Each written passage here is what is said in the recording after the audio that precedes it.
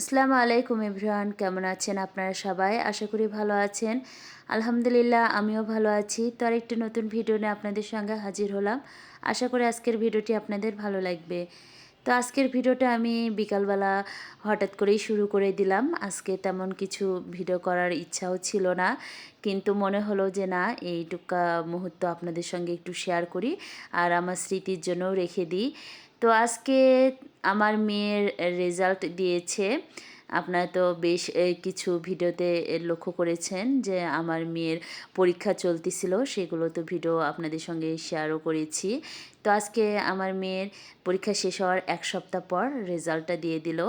তো আসলে আজকে কি বলবো, আমার মেয়ের মানে শিক্ষা জীবনে 10টা বছর পার করলো। আগামীতে তো এসএসসি পরীক্ষা হবে। তো মানে আমার মেয়ে দিবে আর কি এসএসসি পরীক্ষা। কিন্তু এই পরীক্ষাটা যখন আমার মেয়ে দিয়েছে, সেই পরীক্ষা দেওয়ার আগে এক সপ্তাহ আগে আমাদের পারিবারিক ভীষণভাবে একটা সমস্যা সৃষ্টি হয়েছিল। তার মধ্যেও মানে আমার আর আমার মেয়ের জীবনেই সমস্যাটার সৃষ্টি হয়েছে। তো তার মধ্যেও যে আমার মেয়ে পরীক্ষা দিতে পেরেছে আর দিয়ে এত ভালো রেজাল্ট করেছে, আমি তো আশাও করতে পারিনি আমার মেয়ে এত ভালো রেজাল্ট করবে। তো যাই হোক, মেয়ে যেহেতু ভালো রেজাল্ট করেছে, মেয়েকে তো কিছু ট্রিট দিতেই হয়। যেহেতু মেয়ের আমার এত সমস্যার মধ্যে দিয়েও পরীক্ষা দিয়ে একটা ভালো রেজাল্ট করেছে, তার তো একটা গিফট আসলে পাওনা থাকে।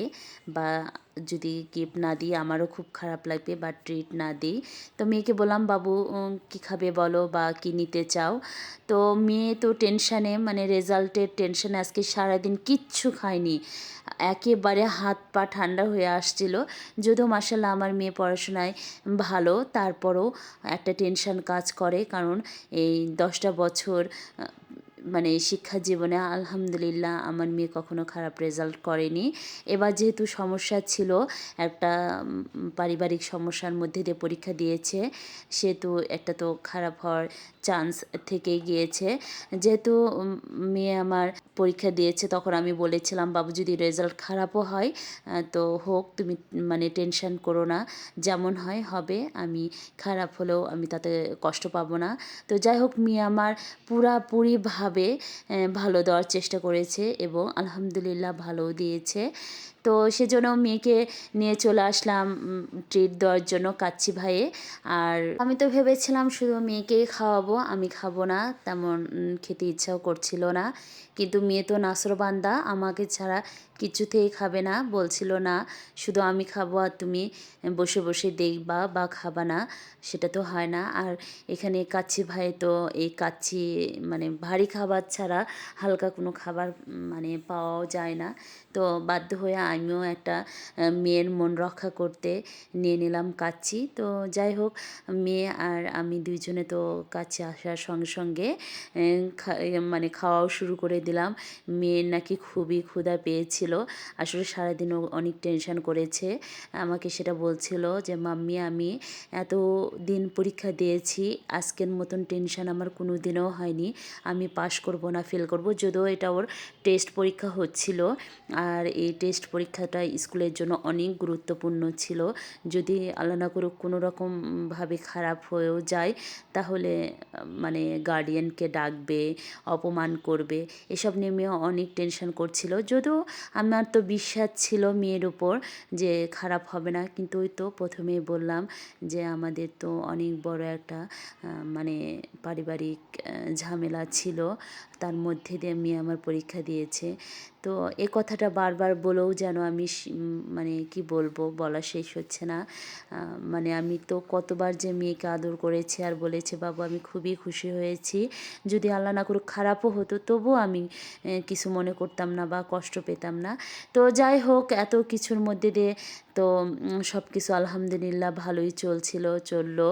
আল্লাহ যে রকম রেখেছে তাতেই আমি আল্লাহর কাছে শুক্রিয়া জানাই। আমার হয়তো সাময়িক আমার মেয়ের আল্লাহ পরীক্ষা নিচ্ছে, আমি জানি আমার মেয়ের কে দিয়ে হয়তো আল্লাহ আমাকে অনেক ভালো কিছু মানে দিবে, উপহার দিবে। আমার আমার নিজের জীবনে আমি ব্যর্থ, কিন্তু আমি হয়তো আমার সন্তানদের অনেক বড় সাকসেস অর্জন করতে পারবো, এতটুকু হয়তো আল্লাহ আমার নসিবে লিখে রেখেছে। তো যাই হোক, আল্লাহ যাই করবে, যেটাই করুক না কেন, আমি আল্লাহর প্রতি সেটাতেই সন্তুষ্ট। আল্লাহ যাতে খুশি, আমিও সেটাতেই খুশি। তো ভিডিওর শুরুতে তো দেখেছিলেন আমার অ্যালেক্সা মনি কীরকমভাবে আমাদের পিছু নিয়েছিল। তারপর তো আমরা বের হওয়া বাদ দিয়ে আমি আমার মেয়ে ওকে ছাদে নিয়ে যাই, একটু ঘুরে নিয়ে আসলাম। তারপর ওকে ভালাই ভুলাই রুমের মধ্যে বন্ধ করে রেখে চলে গিয়েছিলাম। তো এসে দেখেন, মানে আমি যেখানে রেখে গিয়েছি ওকে, ও কিন্তু সেখানেই ছিল। এমনভাবে মা মা করে ডাকতেছিল, যদিও ওইগুলো যদি ভিডিওতে দেওয়া যেত আমি দিতাম, কিন্তু আশেপাশে অনেক সাউন্ড ছিল, সেগুলোর জন্য ভিডিওতে দিতে পারলাম না। তারপর তো বাসার সামনে থেকে একটু চটপটিও নিয়েছিলাম, আবার একটু বাজারের মধ্যেও গিয়েছিলাম, টুকিটাকি বাজার করার ছিল সেগুলোও করে নিয়েছি। তো যাই হোক, আপনারা তো সব ভিডিওতে দেখেও নিলেন। আজকে ভিডিওতে আমি কোথায় কী করলাম সেগুলো না শেয়ার করে আমার জীবনের কিছু কথা আপনাদের সঙ্গে শেয়ার করলাম।